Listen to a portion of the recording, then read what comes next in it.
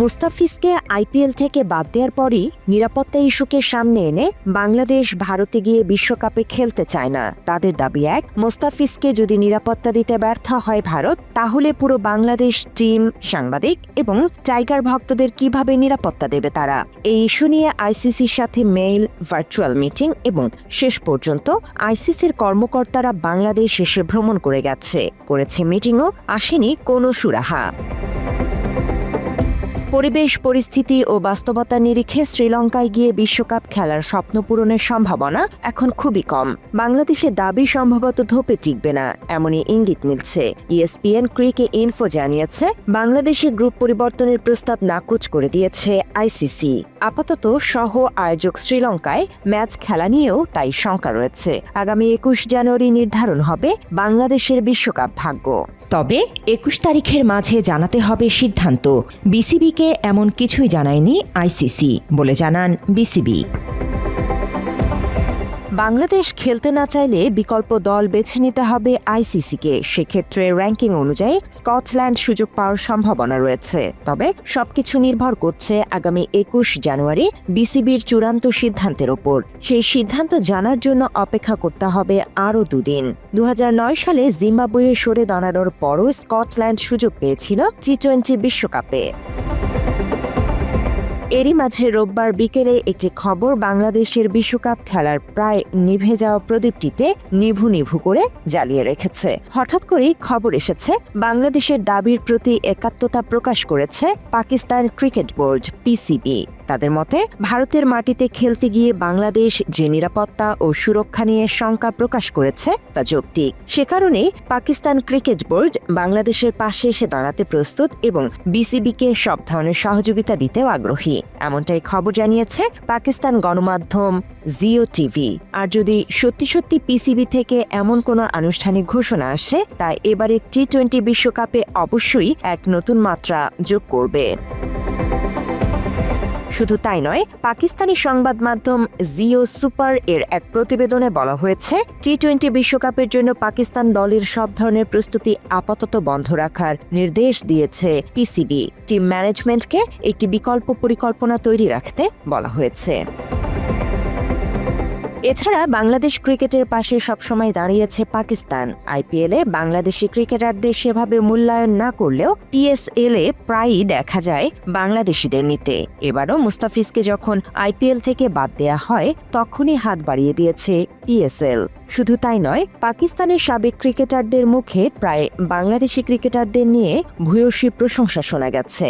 ওয়াসিম আকরাম, ওয়াকার ইউনুস, শোয়েব আখতাররা তো বাংলাদেশি পেসারদের টোটকা দেয় লাইন লেন্থের। আর সাকলাইন মুশতাক বাংলাদেশ স্পিন কোচ ছিলেন, আর এখন আছেন মোশতাক আহমেদ। বাংলাদেশি স্পিনারদের বিশ্বমানে নিতে তাদের অবদানও কম না।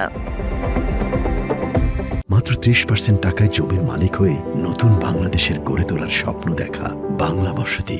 বিপিএল আয়োজনের পর থেকে সবচেয়ে বেশি পাকিস্তানি ক্রিকেটাররা বাংলাদেশে খেলেছে।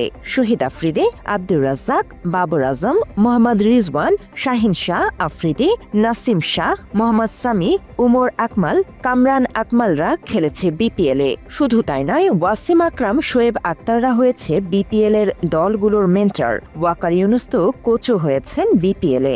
এছাড়া বিপিএল ধারাভাষ্যের প্যানেলে পরিচিত মুখ পাকিস্তানের সাবেক ক্রিকেটার রমিজ রাজা। এছাড়াও আমির সোহেলও এসেছেন ধারাভাষ্য দিতে বহুবার। এবার এসেছিলেন জয়নব আব্বাসও। এদিকে টি-20 বিশ্বকাপে পাকিস্তানি বংশোদ্ভূত অনেক ক্রিকেটারকে ভিসা দেয়নি ভারতীয়রা, যাদের মধ্যে রয়েছে ইংল্যান্ডের আদিল রশিদ, যুক্তরাষ্ট্রের আলী খান সহ অনেকে। এবার সেসব ক্রিকেটারদের ভিসা দেওয়ার উদ্যোগ নিয়েছে আইসিসি। আইসিসির ভিসার সমন্বয় কার্যক্রমের আওতায় বিভিন্ন দলের ক্রিকেটার, কর্মকর্তা, স্ট্যান্ড বাই সদস্যদের আবেদন তদারকি করা হচ্ছে। আইসিসি জানিয়েছে, তারা বিশ্বের বিভিন্ন শহরে অবস্থিত ভারতীয় হাইকমিশনগুলোর সঙ্গে নিয়মিত যোগাযোগ রাখছে, যাতে বাকি আবেদনগুলো সময় মতো নিষ্পত্তি করা যায়। পিটিআই সূত্রের খবর অনুযায়ী ইতোমধ্যেই ইংল্যান্ড দলের পাকিস্তানি বংশোদ্ভূত 3 ক্রিকেটারের ভিসা অনুমোদিত হয়েছে। তারা হলেন স্পিনার আদিল রশিদ, রেহান আহমেদ এবং পেসার সাকিব মাহমুদ। নেদারল্যান্ডস দলের সদস্যরাও ভিসা পেয়ে গেছেন। এছাড়া কানাডা দলের স্টাফ সদস্য শাহ সালিম জাফরকেও ভিসা ছাড়পত্র দেওয়া হয়েছে। বর্তমানে সংযুক্ত আরব আমিরাত, যুক্তরাষ্ট্র, ইতালি, বাংলাদেশ ও কানাডা দলের পাকিস্তানি নাগরিক বা পাকিস্তানি বংশোদ্ভূত খেলোয়াড় ও কর্মকর্তাদের ভিসা প্রক্রিয়া চলছে। ভিসা ইস্যুর শেষ সময়সীমা নির্ধারণ করা হয়েছে 31 জানুয়ারি। আইসিসি আশা করছে নির্ধারিত সময়ের মধ্যে সব আবেদন সুষ্ঠুভাবে নিষ্পত্তি করা হবে। পাকিস্তানি শ্রীলঙ্কান ক্রিকেটারদের ওপর হামলার পর ক্রিকেট দেশগুলো পাকিস্তানে যেতে চায়নি, যার মধ্যে ছিল বাংলাদেশও। সে সময় বাংলাদেশকে বহুবার আমন্ত্রণ জানালেও নিরাপত্তা ইস্যুর সামনে এনে বাংলাদেশ সিরিজ খেলতে যায়নি। এসব নিয়ে মাঝে কিছু ভুল বোঝাবুঝি হলেও প্রায় বাংলাদেশের পাশে ছিল পাকিস্তান ক্রিকেট। সমস্যা থাকার পরও বিপিএলে প্লেয়ার দিয়েছিল দেশটি। বাংলাদেশ জাতীয় দল খেলতে না গেলেও নারী দল পাকিস্তান সফরে গিয়েছিল। পরিস্থিতি স্বাভাবিক হওয়ার পর 2019-20 মৌসুমে পাকিস্তান সফরে যায় টাইগাররা।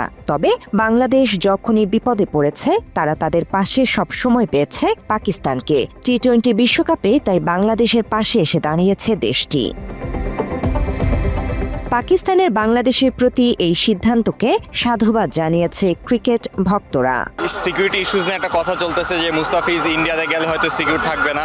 সেম ভাবে যদি বাংলাদেশে পুরো ক্রিকেট টিমটা ওখানে যায় অবশ্যই সিকিউর না। সো এটা পাকিস্তান যেটা আমাদেরকে সাপোর্ট দিছে এটা অবশ্যই আমরা ভালোভাবে দেখতেছি। আমি মনে করবো তারা বন্ধুত্ব সুলভ যে আচরণটা সেটা আমাদের জিনিসটা করেছে, যেই কারণে তাদেরকে আমি সাধুবাদ জানাই। এটা তো ভালো হবে, এটা হচ্ছে পাকিস্তানের এক ধরনের বিষয় আর কি, আমাদের সাথে একাত্মতা ঘোষণা করা আর কি। আগামী 48 ঘন্টার ভেতরই সব প্রশ্নের উত্তর পাওয়া যাবে।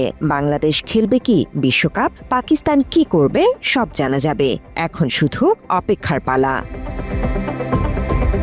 News desk, Bangla addition.